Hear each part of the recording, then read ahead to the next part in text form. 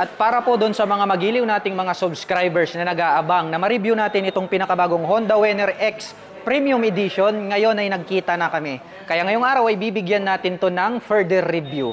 Gaano nga ba kaganda ang pinakabagong Honda Vener X 150? Yan ang ating aalamin ngayon. Tara!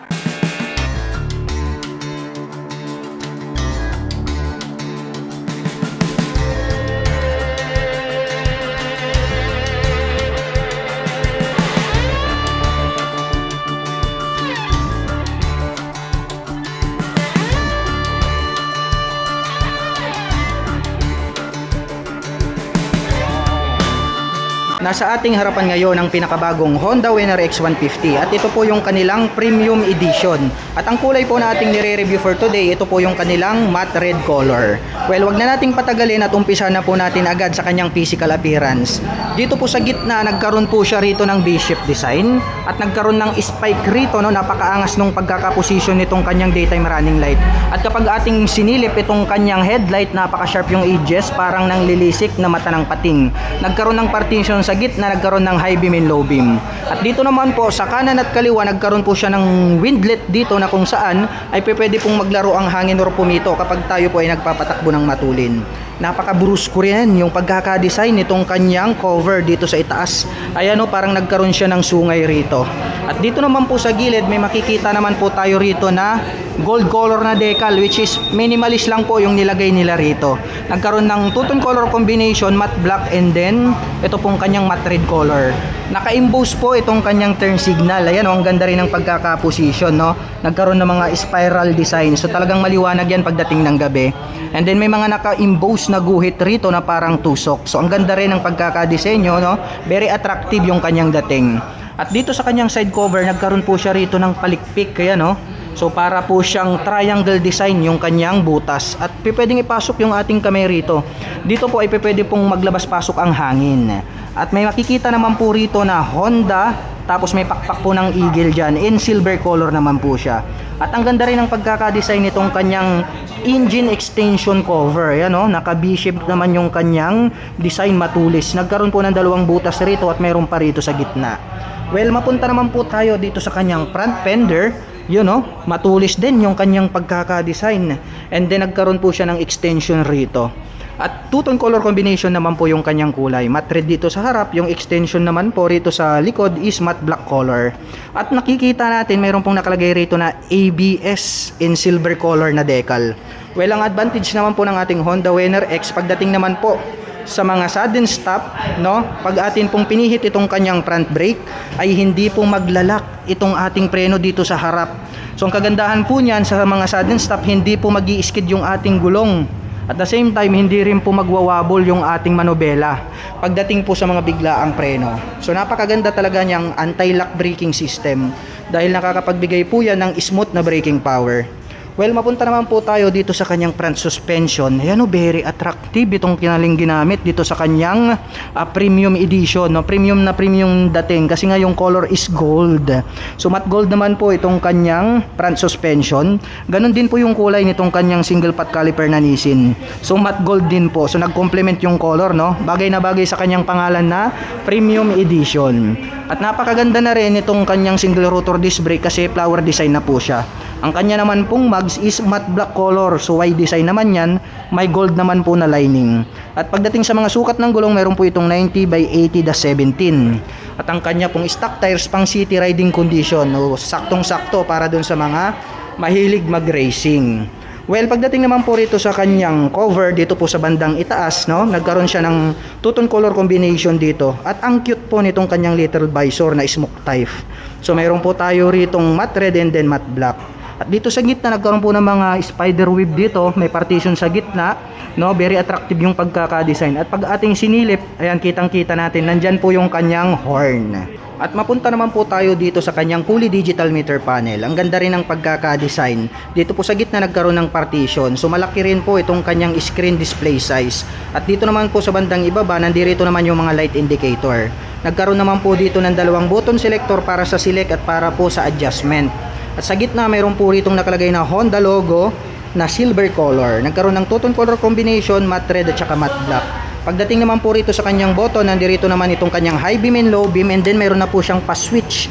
Mayroon po siya rito sa gitna, makikita natin itong kanyang horn, and then ang kanyang turn signal selector. Nandirito naman po itong kanyang clutch dahil nga ito po ay isang manual transmission na motorcycle. Sa kabila naman, nandirito yung kanyang electric starter at ang kanya namang front brake. At mapunta naman po tayo dito sa kanyang ignition.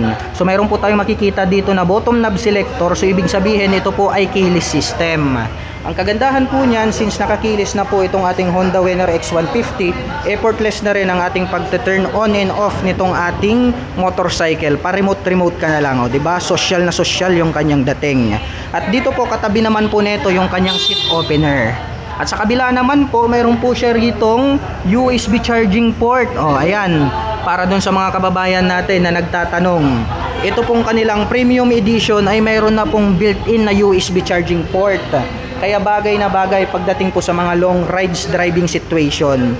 Dahil anytime po kapag nalobat po ang inyong mobile phone ay pwede kayong mag-recharge. So malaking advantage yan para sa isang motorcycle. At dito naman po sa gitna, napaka-brusko ng pagkaka-design dito. Nagkaroon tayo ng 3-tone color combination, matte black and then glossy black. Nagkaroon ng parang hasang ng pating dito, and then matte red color. May dalawang butas rito sa itaas. At mapunta naman po tayo rito sa ibaba. Nandirito naman po itong kanyang shifter. Ayan, ang liit, no? Napaka-cute. So ito po palang ating Honda Vener X ay meron pong 6-speed manual transmission. At ang kagandahan po niyan ay meron na rin po siyang assist in sleeper clutch, na kung saan pagdating po sa downshifting ay effortless na rin dahil papitik-pitik ka na lang. So mas lalo pa pong pinabilis yung process ng kanyang transmission.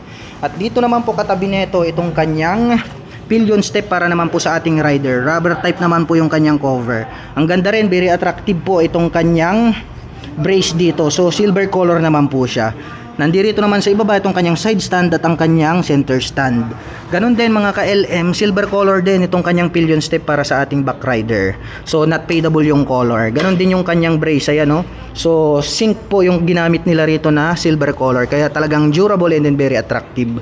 Pagdating naman sa side cover, ayan, no? Napakaganda rin, no? Napaka-brusko ng pagkaka-design. May mga naka-emboss na part dito, may mga deep lines. And then dito po sa bandang itaas, may makikita po tayo rito na Vener X, naka-emboss po tong 3D emblem na gold na to. So very attractive sa ating mga paningin. And then mayroon na rin po itong chain cover, ayan, no? Napakahaba rin ng pagkaka-design, matte black color. Square type naman po itong kanyang swing arm at yung tip is silver. At mapunta naman tayo dito sa itaas. Napakatulis din at parang sungay ng kambing yung pagkaka-design itong kanyang integrated na grab bar. So matte black naman po yung color. At dito po sa bandang dulo may makikita po tayo rito na Honda white color na decal. Matulis din yung pagkaka-design nitong kanyang taillight cover. At pag ating sinilip itong kanyang taillight, ayan, oh, medyo may kaliitan lang siya. Pero ang kagandahan niyan is unique din yung pagkaka-design. LED na rin po yung kanyang ginagamit.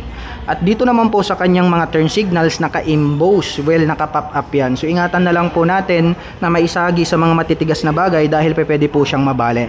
Pero ang kagandahan niyan is LED type na rin po yung kanyang ginagamit.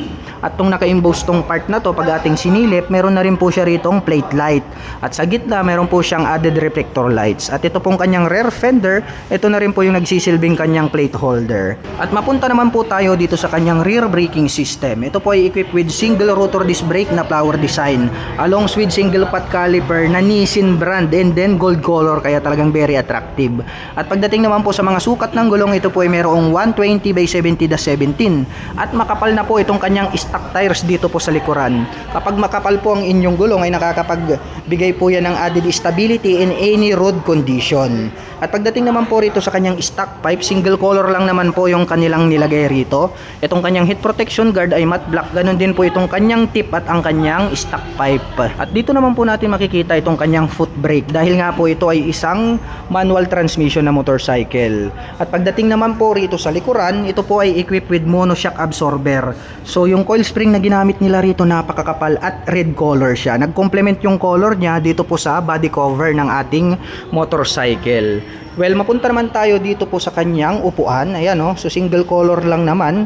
Well, parang nagkaroon ng two-tone color combination dahil gray tong color na to mga ka-LM, and then matte black naman po rito sa itaas. Yung stitches, ayan no, premium din yung datingan, yung pagkakatahi durable. Well, ito pong ating Honda Winner X150 ay wala po itong underseat compartment dahil nga po ito ay isang underbone motorcycle. At ito naman po ay mayroong fuel tank capacity na 4.5 liters. Well, malayo-layo na rin ang inyong mararating. At ang kagandahan naman po nitong ating Honda Winner X150 ay equipped na po ito ng tinatawag nila na bank angle sensor, na kung saan kapag ikaw po ay nag-exceed sa kanyang limitation pagdating sa kanyang vertical limit, ay automatic po magsha-shutdown yung kanyang engine. Sa ganong paraan ay hindi na po siya magbibigay ng power. So mapre-prevent po natin na mag-slide or sumemplang itong ating underbone motorcycle. So napakagandang specifications yun para sa isang racing motorcycle. At ang atin pong pinakabagong Honda Winner X150 ay mayroon pong 795mm na seat height.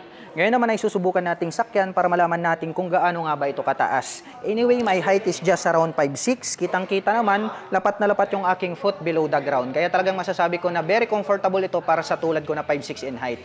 At para naman doon sa mga kababayan natin na hindi naman masyadong katangkaran, huwag kayong mag-alala. Dahil pwede po kayong mag-adjust ng inyong front or rear suspension. At pagdating naman po sa kanyang engine specifications, ang atin pong pinakabagong Honda Winner X Premium Edition ay mayroon pong 149 cubic centimeter engine displacement. Naka single cylinder dual overhead cam 4-stroke with 4 valve. At nakakapag-provide naman po ito ng maximum power na 11.5 kW at 9,000 RPM. Habang nakakapagbigay naman po ito ng maximum torque na 13.5 Nm at 7,000 RPM. At mayroon naman po itong fuel consumption na 52.3 km per liter. Yan, premium edition naman to mga ka-LM. Kung tinetest ride natin, premium edition naman to. Ganun pa rin, napakaganda nung kanyang engine sound, no? Engine roar. So dito naman tayo sa zigzag, you know, malupit men. Malupit. Napakaganda pagdating sa zigzag. Zigzag, you know, malupit men. Malupit. Napakaganda pagdating sa zigzag. Malupit to men, malupit.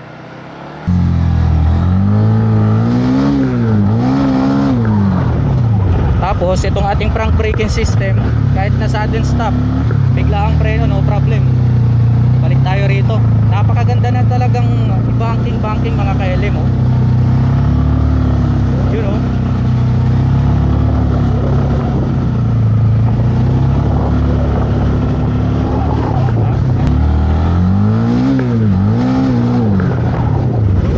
Engine roar. Yes.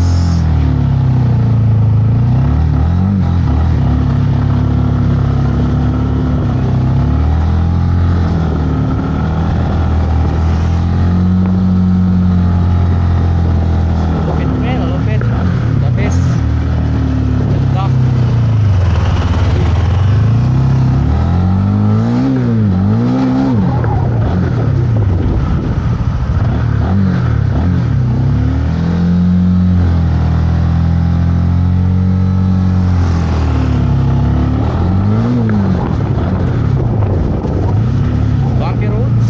Natin, yun, no? Lambot din ang shock. Pwede. At ang bigat po ng motorsiklong ito ay mayroon pong 122 kilograms. At ang presyo po ng ating pinakabagong Honda Winner X Premium Edition ay nagkakahalaga po ng 131,900. At ang kagandahan po niyan ay included na po rito yung 3 years registration. At para naman po sa mga kababayan natin na nakapanood ng video na ito at interesadong maglabas ng pinakabago nilang Honda Winner X150 Premium Edition, ay available po yan dito po sa Honda Wing Calasiao, Pangasinan.